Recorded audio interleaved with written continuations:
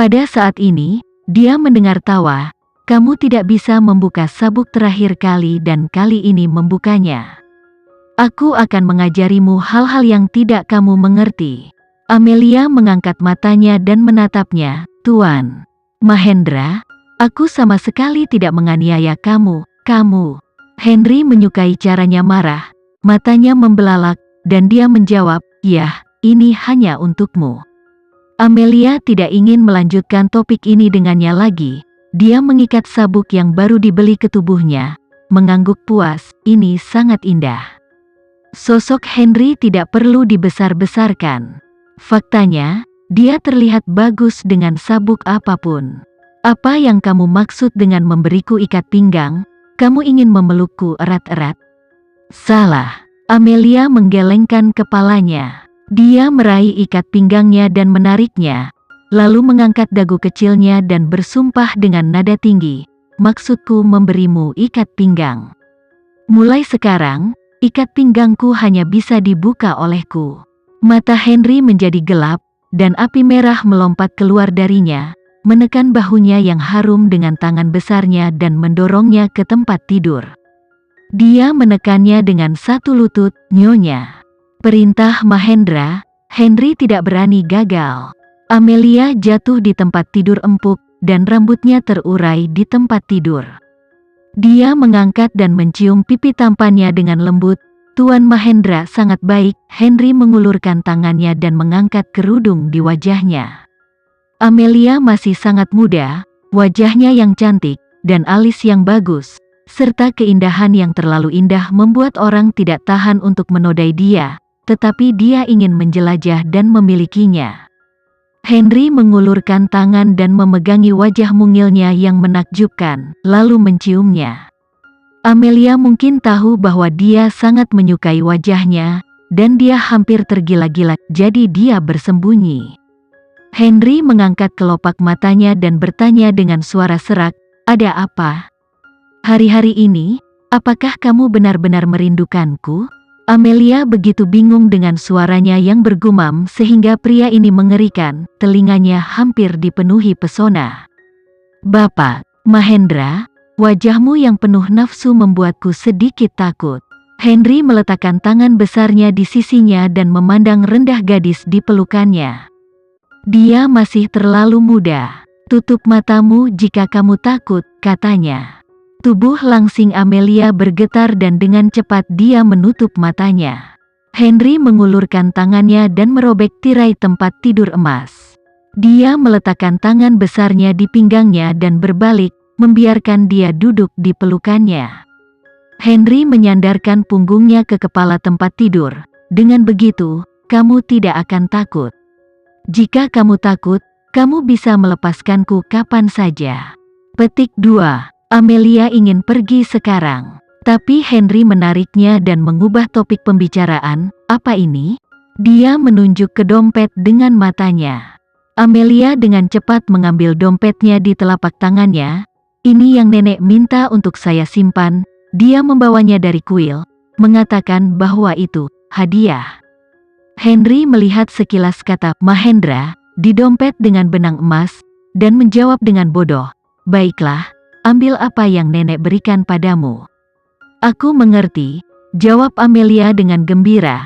Bahkan jika hal-hal yang diberikan nenek padanya, dia akan menghargainya meskipun itu jimat keberuntungan. Amelia ingin meletakkan dompetnya, tetapi pandangannya menjadi gelap. Keesokan paginya, Amelia dibangunkan oleh sederet nada dering ponsel yang merdu. Tangan kecilnya menyentuh ponselnya, dan dia menjawab panggilan, "Hei." Segera, suara yang manis terdengar perlahan, "Amelia, ini aku, Rena." Amelia membuka matanya. Saat ini, sinar matahari pagi yang cerah telah masuk melalui lapisan tirai jendela ke hangatan ruangan. Kantuk di matanya menghilang dalam sekejap, dan Amelia perlahan mengangkat bibir merahnya. "Rena, kamu kembali?" Rena tersenyum lembut di akhir itu. "Ya, Amelia, aku kembali. Sudah 10 tahun sejak aku melihatmu, dan ini waktu yang lama." Amelia mengerutkan bibirnya. "Amelia, Apa kamu tahu itu selama 10 tahun terakhir? Aku terus memikirkanmu setiap hari. Tentu saja saya percaya, saya juga tahu bahwa Amelia, Anda akan kembali suatu hari nanti, jadi saya tidak berani menggolarkan waktu dalam 10 tahun terakhir, bekerja keras dan membuat diri saya lebih baik, untuk kembali membawa Anda ke jurang yang dalam. Rena, sebagai ibu negara di Yogyakarta, cantik dan manis, dan suaranya juga merdu. Bahkan ketika dia mengatakan, menghantammu ke neraka, dia masih memiliki senyum lembut, yang membuat orang sedikit menyeramkan. Amelia memandang matahari pagi yang cerah di luar jendela dan perlahan berkata, saya datang dari jurang maut, jadi tidak pernah takut akan jurang maut. Sebaliknya, itu kamu. Saya telah tinggal di surga selama 10 tahun terakhir. Saya berjanji bahwa sejak Anda kembali, ini akan menjadi perpisahan antara Anda dan surga, dan tahan selama 10 tahun adalah kebaikan terbesar saya kepada Anda. Rena terdiam sesaat dan kemudian menutup telepon. Amelia menjatuhkan ponselnya di meja samping, lalu bangkit dari tempat tidur untuk mencuci muka. Saya harus mengatakan bahwa meskipun Yulia melahirkan pemborosan seperti Yasmin, Rena adalah saingan yang kemampuannya tidak bisa dianggap remeh. Dia tidak akan melupakan bagaimana Rena lesu 10 tahun yang lalu. Saat itu, Asia adalah pacar terbaik. Rena sering berdiri di sudut diam-diam memandangi mereka dengan rasa iri. Ketika dia memanggilnya untuk bermain, Rena selalu menarik sudutnya dengan gugup, pemalu dan pemalu. Dia dan Asia bisa mengobrol, dan Rena adalah seorang pendiam, selalu berada di belakang mereka. Ketika dia melihat kembali padanya, dia selalu tersenyum malu-malu dan berkata dengan lembut bahwa dia tidak bisa berbicara, hanya menjadi pendengar.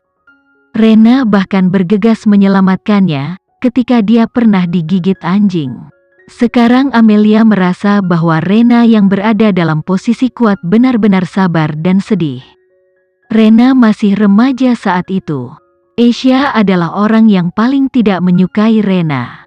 Saat itu, Asia memberitahunya bahwa Rena adalah gadis pencemburu dan memintanya untuk berhati-hati. Sangat disayangkan dia benar-benar menganggap Rena sebagai teman baik saat itu, dan sama sekali tidak menjaganya sehingga dia terjun ke jurang yang dalam. Amelia tidak keluar hari ini dan menemani wanita tua itu menyiram di taman belakang. Dia menunggu dengan tenang. Sore harinya, Amelia membuka Google, dan Rena sudah dalam pencarian panas. Rena memposting pembaruan dengan artikel, mendengar berita buruk, saya buru-buru kembali ke Jakarta. Ibuku sudah melakukan kesalahan besar. Dia tidak meminta maaf tetapi hanya meminta kesempatan lagi.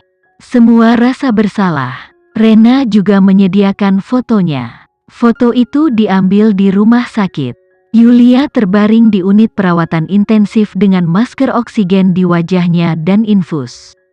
Rena sedang duduk di tempat tidur dan memegang erat tangan Yulia. Amelia tertawa. Posting Instagram Rena benar-benar luar biasa. Teks lengkapnya menunjukkan kepolosan dan kesalahannya dalam segala aspek sebagai seorang putri, yang dapat disebut sebagai model krisis dalam hubungan masyarakat. Rena telah berakar kuat dalam 10 tahun terakhir. Meskipun dia tidak berada di industri hiburan, dia memiliki 18 juta penggemar di Instagram, dan kebanyakan dari mereka adalah penggemar dan kekuatan bertarungnya sangat kuat. Amelia melihatnya, dan Rena memposting postingan selama 10 menit, dan 1 juta suka telah diposting, ini tidak termasuk komentar dan share.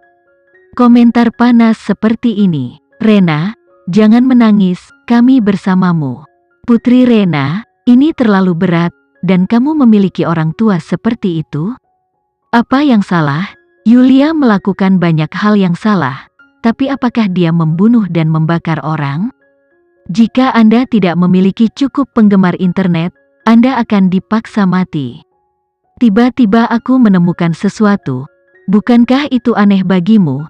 Sepertinya setelah Amelia kembali dari pedesaan, keluarga Wijaya berada dalam situasi darurat.